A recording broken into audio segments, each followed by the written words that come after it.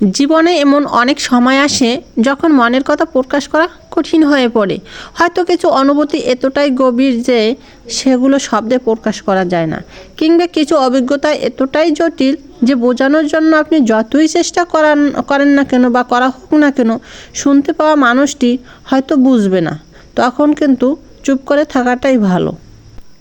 So hello everyone, আসসালামু আলাইকুম। কেমন আছেন সবাই? আশা রাখি অনেক বেশি ভালো আছেন, সুস্থ আছেন। তো নতুন আরেকটি ভিডিও নিয়ে আপনাদের সামনে হাজির হলাম। আশা রাখি প্রতিদিনের মতো আমার আজকের ভিডিওটিও আপনাদের কাছে ভালো লাগবে। যদি ভালো লেগে থাকে তাহলে অবশ্যই একটা লাইক দিয়ে ভিডিওটি কন্টিনিউ করে নেবেন। আর এই তো আজকে কিন্তু আমি সকাল সকালই বের হয়ে পড়ছি ভিডিও করতে, কাজ করতে, আর কাজের ভিতরেতে একটু ভিডিও করে নিচ্ছি। আজকে হচ্ছে আমাদের বাড়িতে অনেক মেহমান আসবে বলতে আমার মামা মামি আসবে। আমি তো খুবই এক্সাইটেড, কারণ আজকে 17 বছর হয় এখন পর্যন্ত আমার মামা মামি আমাদের বাড়িতে আসেনি। তো এটা হচ্ছে ফার্স্ট টাইম আমাদের বাড়ি আসার, আর যার কারণে আমি তো খুবই এক্সাইটেড যে তারা আজকে ফার্স্ট টাইম আমাদের বাড়িতে আসবে। তো তারা যেহেতু গ্রামের বাড়িতে আসবে শহর থেকে, আর শহর থেকে যখন গ্রামে আসে তখন কিন্তু গ্রামে তরতাজা সব কিছু খেতে তারা খুবই পছন্দ করে। আর যার কারণে আমি তাদের জন্য আজকে আমার যেগুলো আমি পালন করতাম হাঁস, সেই হাঁস ধরছি। এই যে দেখেন, একটা হাঁস ধরছি। এই হাঁসটাকে তাদের জন্য আমি রান্না করব। অনেকগুলো হাঁস আছে আমার, তার ভেতর থেকে যে হাঁসটা আমার ভালো বেশি সেটাই আমি ধরে রেখেছি যে আমি ওই হাঁসটা তাদের জন্য রান্না করব। আর হচ্ছে এপাশে এই তো দুধ নিয়ে আসছে আর মাছ নিয়ে আসছে, আমি দুধটাকেও রেখে দিচ্ছি, দুধ থেকে দিয়ে পায়েস রান্না করব। আর এই তো মাছ নিয়ে আসছে, মাছটাকেও কেটে নেব এখন। আসলে বাড়িতে যখন মেহমান আসবে তখন কিন্তু মনটা খুবই প্রফুল্ল থাকে, খুবই ভালো লাগে, নিজেকে খুব এক্সাইটেড লাগে। আর আমার আজকের মেহমানটা বা আজকের দিনটা খুবই স্পেশাল, কারণ আজকে তো আমার মামা মামি আসবে। এজন্য তো আগেই বলেছি আমি খুবই এক্সাইটেড, কারণ 17 বছর পরে যদি একটা মানুষের বাড়িতে আসে, সে যতই পর হোক না কেন, তারপরও কিন্তু অনেক আনন্দ লাগে, অনেক ভালো লাগে। আর এ তো আমার আপনজনই, তাহলে আমি কতটা এক্সাইটেড বুঝতেই পারছেন। আমার কিন্তু অলরেডি মাছটা কাটা শেষ হয়ে গেছে, আর এখন তো আমি এটাকে ভালো করে ক্লিন করে নিচ্ছি। খুব তাড়াতাড়ি করে কাজ করছি, কারণ মনের ভিতর আনন্দ কাজ করছিল এবং খুবই ভালো লাগছিল। যদিও আমি একা ছিলাম ফ্যামিলিতে, কাজের মতো কোনো লোক ছিল না, তারপরও কিন্তু খুবই এক্সাইটেড ছিলাম কাজের জন্য। যে মনের ভিতরে একটা আনন্দ কাজ করলে দেখবেন যে কোনো কাজ কিন্তু খুব তাড়াতাড়ি করা যায়। তো আজকে কাজ আমার অনেক ছিল বা অনেক কষ্ট হয়েছিল, বাট আমার খুশিও ছিলাম আমি, কারণ ওই যে বললাম খুবই এক্সাইটেড আমি মামা মামির জন্য। আর অলরেডি আমি কিন্তু হাঁস জবাই করে নিয়েছি। আমি কিন্তু একটা হাঁস জবাই করার কথা বলেছিলাম না, আমি কিন্তু দুটো হাঁসই জবাই করেছি। আর দুটো জবাই করে এই তো এখন কেটে কুটে নিচ্ছি।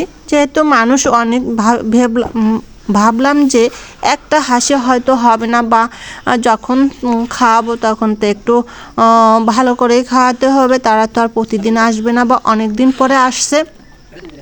তো আমি দুটো হাঁস কেটে কুটে নিচ্ছি ভালো করে। তারপরে এই তো দেখেন সবটুকু কিন্তু কাটা হয়ে গেছে।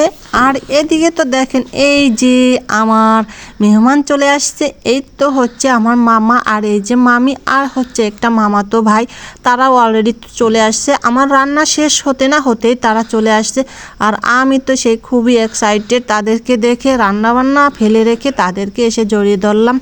আর এরপর তো তাদেরকে এই যে ঘরে নিয়ে আসলাম, আর সামান্য কিছু নাস্তা তাদের জন্য রেডি করলাম।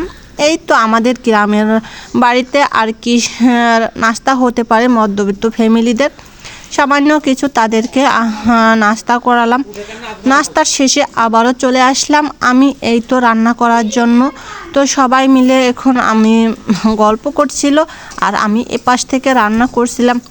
যেহেতু একটা মানুষ আর হচ্ছে প্রায় দুপুর হয়ে গেছে, দেখলাম যে রান্নায় তো পিছিয়ে পড়ে গেছি, তাই তাড়াতাড়ি আমি দুটো চুলা ছিল, আমি দুই চুলাই ধরিয়ে দিলাম আর দুটো চুলায় বসিয়ে দিলাম দুটো তরকারি। ওরা তো শাক খাবে, খুব পছন্দ করে শাক, এর জন্য আমি কিছু শাকও কেটে কুটে নিলাম আর শাকটাকে এখন ভাজি করে নিচ্ছি। আরও অন্য চুলায় গোশ বসিয়ে দিচ্ছি, ওটাও রান্না হচ্ছে। এই তো সব কিছু আমি রান্না বান্না গুছিয়ে নিয়েছি এক এক করে। আর মাঝে মধ্যে তাদের সাথে কথা বলছিলাম, গল্প করছিলাম, হাসি রহস্য করছিলাম আর রান্নাগুলো করছিলাম। আর অলরেডি কিন্তু আমার প্রায় রান্না শেষের পথে। ডিমটা তো হয়ে গেছে, আর এই তো মাছটাও এখন ভরে আমি বাটিতে উঠিয়ে নিচ্ছি। তা মেহমান আসলে তো একটু কষ্ট হবে, এটাই স্বাভাবিক, তাই বলে তো আর থেমে থাকা যাবে না। যেমন কষ্ট হবে তার চেয়ে বেশিটা কিন্তু আমরা আনন্দ করি মেহমান আসলে। আর শীতের সময় যখন মেহমান আসে তখন কিন্তু আরও ভালো লাগে, খাওয়া দাওয়ার একটু অন্য রকমের সব কিছু তৈরি করা হয়। শীতের পিঠা, পায়েস, তারপরে আরও অনেক কিছু। আর এই তো গোশটাও হয়ে আসছে প্রায়। আসলে এই অনেক দিন পরে যখন মেহমান আসে তখন কিন্তু সত্যি খুবই ভালো লাগে। শুধু আমি না, অনেকেই সবারই এরকম হয় যে অনেক দিন পরে মেহমান আসলে, বিশেষ করে মেয়েদের বাবার বাড়ি থেকে লোক আসলে তো আরও অনেক ভালো লাগে। প্রত্যেকটা মেয়েরই এমন অনুভূতিটা হয় যে বাবার বাড়ি থেকে কেউ আসলে তারা অনেক খুশি হয়। রান্না বান্না শেষ হয়ে গেছে আমার। আর এই তো আমি সব কিছু রেডি করে নিচ্ছি তাদেরকে খেতে দেবো বলে। সব কিছু এখানে রেডি করে তারপরে তাদেরকে রাখছি যে রান্না শেষ বা খাবার দেওয়াও শেষ হয়ে গেছে, সব কিছু রেডি। আর এখন তাদেরকে খেতে দিব। তো তারাও এই তো খেতে আসছে, পরে তাদেরকে খেতে দিয়ে দিলাম। খাওয়া শেষ করে বিকেলবেলা আমরা সবাই মিলে একটু বাগানে ঘুরতে বের হলাম। আর সবাই মিলে এই তো আমরা বাগানে ঘুরছি। অবশ্য সবাইকে ক্যামেরা ভিতর আনিনি, কিছু কিছু আসছে।